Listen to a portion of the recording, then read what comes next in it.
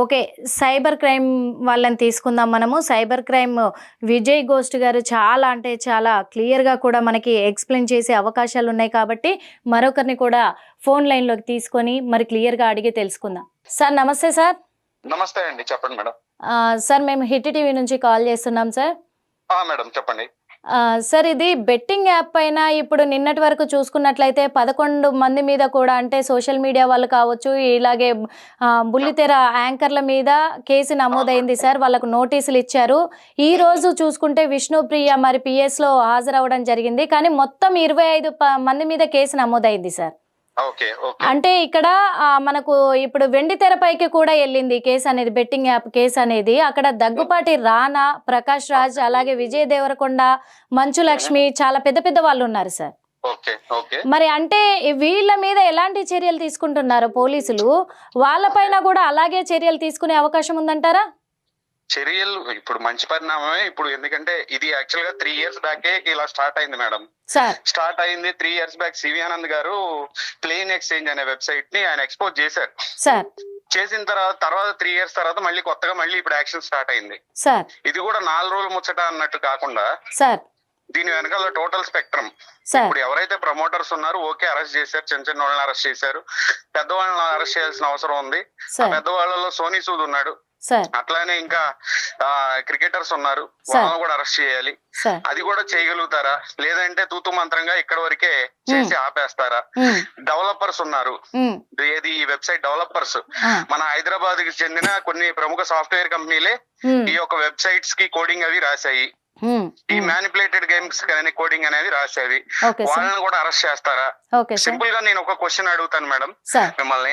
ఇప్పుడు ఆంధ్ర, తెలంగాణ, కర్ణాటక ఇట్లా అన్ని మనకి స్టేట్స్ ఉన్నాయి. ఒక గూగుల్, ఒక యూట్యూబ్ ఉంది. తెలుగులో ఏమైనా వీడియోస్ సెర్చ్ చేసేటప్పుడు చూసేటప్పుడు యాడ్స్ అన్ని తెలుగులో మాక్సిమం తెలుగులో వస్తాయి. తమిళనాడు వెళ్ళినప్పుడు తమిళనాడులో తమిళ్లో వస్తాయి యాడ్స్. అంటే గూగుల్ కి తెలుస్తుందా లేదా ఇది తెలంగాణ, అది తమిళనాడు, అది ఖచ్చితంగా తెలుస్తుంది. తెలిసిన అంత క్లియర్ గా మనం 4 అడుగులు ఇక్కడ మనం ఉన్న ప్రదేశం నుంచి ఒక 5 అడుగులు మనం ముందుకెళ్తేనే గూగుల్ కి తెలుస్తుంది. గూగుల్ మెటా మొత్తానికి కూడా ఏం జరుగుతుంది ఇండియాలో అనేది తెలిసినా కూడా ఇదంతా ఒక కార్పొరేట్ వరల్డ్. సో ఈ యొక్క కార్పొరేట్ కూడా వాళ్ళని కూడా పార్టీ చేసి కేసులు వేస్తారా? గూగుల్ ను కూడా పార్టీ చేయాల్సిన అవసరం ఉంది. గూగుల్ కి సంబంధించిన సిఇఓ కి కానీ ఎవరైతే ఇండియాలో ఉన్న ఆపరేషన్స్ ఎవరైతే ఉన్నారో వాళ్ళకు కూడా నోటీసులు ఇవ్వాలి. ఈ పరిస్థితుల్లో వాళ్ళకు కూడా ఎవరైతే దీనికి ఇప్పుడు మార్కెటింగ్ హెడ్స్ ఉన్నారో, ఈ యొక్క అడ్వర్టైజింగ్ హెడ్స్ ఉన్నారో, ఎందుకంటే ఒక ప్రమోటర్ చేశాడు ఓకే, గూగుల్ ఏం చేస్తుంది? మీరు ఒక విషయం చెప్పండి. ఒక యూట్యూబ్ లో మీరు ఒక ఎగ్జాంపుల్ చెప్తున్నాను, నేను తప్పుగా అనుకోకండి. ఏదైనా ఒక పాన్ వీడియోని అప్లోడ్ చేస్తే ఇన్స్టెంట్ గా అకౌంట్ బ్లాక్ అయిపోద్ది. ఇది ఒక యూట్యూబ్ ఛానల్లో ఆ పాన్ వీడియోని ఇన్స్టెంట్ గా అది బ్లాక్ అవుతుందంటే దట్ ఈస్ వీడియో రీడబుల్ అనమాట. వీడియోని రీడ్ చేయగలదు ఆ సాఫ్ట్వేర్స్ అనేవి, ఏఐ అనేది.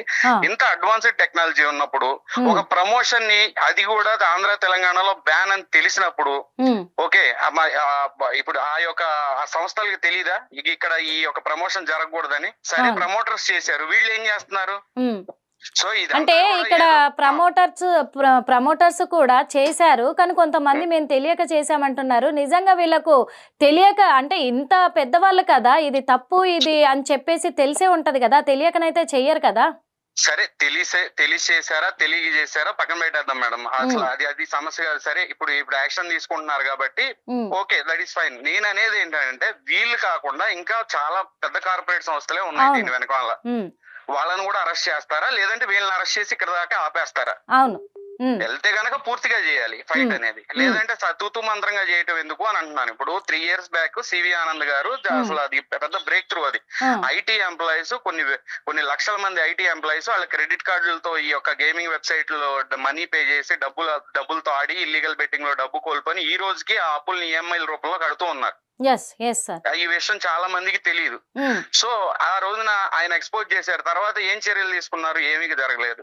సో ఇది పూర్తిగా ఎరాడికేట్ చేయలేరు. మనం ఎంతసేపు ఇది కనుక లీగలైజ్ చేయనంత సేపు కూడా ఇల్లీగల్ వేస్ లో ఇది జరుపుతూనే ఉంటారు. ఎందుకంటే ఇది వీళ్ళ జ్యుడిస్టిక్షన్స్ లోకి రావు కొన్ని. ఇప్పుడు ఈ కేసు కొంత ముందుకెళ్ళిన తర్వాత, ఇది ఇన్వెస్టిగేషన్స్ ముందుకెళ్ళినాక కొండని తవ్వి ఎలికన పట్టినట్టుగానే ఉంటుంది. చివరాఖరికి ప్రమోటర్స్ ఏదో 4-5 సెలబ్రిటీస్ తీసుకెళ్లి లోపలేయటం తప్పితే అంటే ఇప్పుడు పోలీసుల ఇన్వెస్టిగేషన్ మీకు తెలియంది కాదు. ఎందుకు అంటే ఇప్పుడు వీళ్ళు ఎవరెవరు ఉన్నారో వీళ్ళని లాగితే గన అసలు వాళ్ళు బయటకు వచ్చేది, ఆ ప్రమోటర్లు అందరూ కూడా బయటకు వచ్చేది. లేదు మేడం, ప్రమోటర్స్ కి కంపెనీ ఏదైతే క్యాసినో కంపెనీ, గ్యాంబ్లింగ్ కంపెనీస్ ఉన్నాయో మధ్యలో దాదాపుగా ఒక 5-10 లేయర్స్ ఉంటాయి. డైరెక్ట్ గా క్యాసినో కంపెనీస్ వీళ్ళకి డైరెక్ట్ గా డబ్బులు ఇవ్వరు. కొన్ని షెల్ కంపెనీస్ ద్వారా మధ్యలో వీళ్ళు ఎక్కడో పోలీస్ మధ్యలో ఏదో ఒక లేయర్ లో అది అక్కడ ఇన్వెస్టిగేషన్ ఆగిపోద్ది, వాళ్ళ దాకా రీచ్ అవ్వదు. ఏ ఒక్క డిజిటల్ ఫుట్ ప్రింట్స్ కూడా వాళ్ళు వదలరు అంత ఈజీగా. అంటే అవనివ్వరు అంటున్నారా? అంటే వాళ్ళు వదలరు అంటున్నాను. వాళ్ళు టాప్ మోస్ట్ క్రిమినల్స్. ఇప్పుడు మీరు చూసినట్లయితే 1xBet అనే ఈ యొక్క వెబ్సైట్ ఫౌండర్స్ మొత్తం కూడా రష్యన్ ఇంటెలిజెన్స్ కి, యూరోపియన్ ఇంటెలిజెన్స్ కి సంబంధించిన వాళ్ళు అని క్లియర్ గా అర్థమవుతుంది. ఇది మనకున్న డేటా ప్రకారం. పరి మ్యాచ్ కి సంబంధించిన ఫౌండర్స్ మొత్తం కూడా యుక్రేనియన్ ఇంటెలిజెన్స్, అంటే యుక్రేనియన్ ఇంటెలిజెన్స్ కంటే ముందు ఏది పరి మ్యాచ్ లో కొంతమంది ఫౌండర్స్, అంటే కొంతమంది స్టేక్ హోల్డర్స్ మధ్యలో యాడ్ అయ్యారు. ఆ స్టేక్ హోల్డర్స్ ఎవరో కాదు, డైరెక్ట్ గా సిఐఏ కి సంబంధించిన వ్యక్తులు. ఓకే, ఆ తర్వాత వాళ్ళు మళ్ళీ పరి మ్యాచ్ ద్వారా యుక్రెయిన్ లోకి ఎంటర్ అయిన తర్వాత ఆ యుక్రెయిన్ లో వాళ్ళకి కొన్ని డిజిగ్నేషన్స్ వచ్చినాయి. Defence ministry of defence Ukraine సంబంధించిన పోస్టులు కానివ్వండి, ఇంటెలిజెన్స్ సంబంధించిన పోస్టులు గాని, పరి మ్యాచ్ కి సంబంధించిన కో ఫౌండర్స్ ఆ యొక్క పోస్టుల్లో ఉన్నారు. సో ఇదంతా చిన్న లెవెల్లో ఏం జరగట్లేదు మేడం. లాస్ట్ కి ఎండ్ పాయింట్ చాలా వేరే లెవెల్లో ఉంటుంది. సో అక్కడ దాకా ఇది ఇన్వెస్టిగేషన్ అనేది వెళ్ళదనే అనుకుంటున్నాను నేను. వెళ్ళదని అనుకుంటున్నారు. అక్కడ దాకా వెళ్ళదు. కానీ ఇప్పటి వరకు మరి బయటకు వచ్చిన ఈ సెలబ్రిటీస్, పెద్ద పెద్ద హీరోలు ఉన్నారు ఇందులో.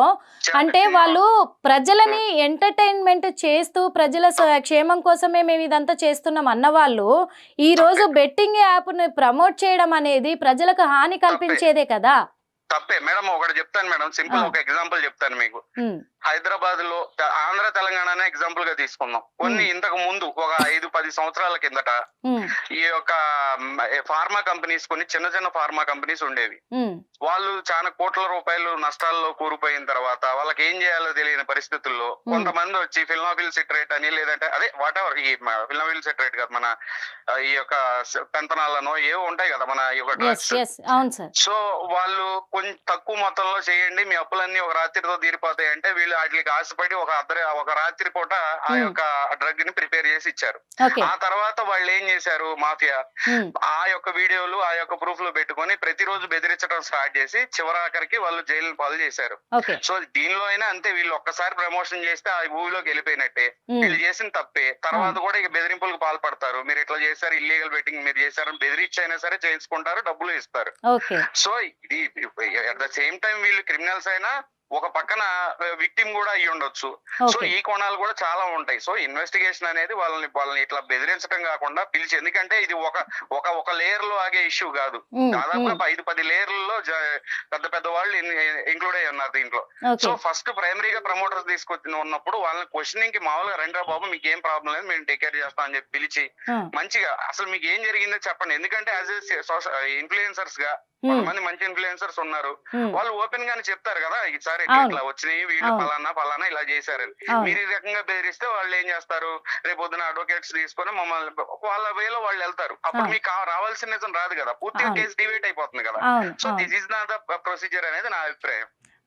Thank you sir. చివరిగా నేను ఏమంటున్నానంటే వీళ్ళందరూ కూడా ఇప్పుడు వాళ్ళు పెద్ద సెలబ్రిటీస్ అయినా, చిన్న సెలబ్రిటీస్ అయినా, యూట్యూబర్స్ అయినా, సోషల్ మీడియా వాళ్ళైనా ఎవరైనా సరే ఇది చేయడం అనేది తప్పు అని చెప్తున్నారు. అందరూ శిక్షకు అర్హులే కాబట్టి పైనుంచి ఆపరేట్ చేసే వాళ్ళు ఎవరో వాళ్ళందరినీ కూడా శిక్షిస్తే బాగుంటది, దీనికి చెక్ పెడితే బాగుంటదని మీరు అంటున్నారు.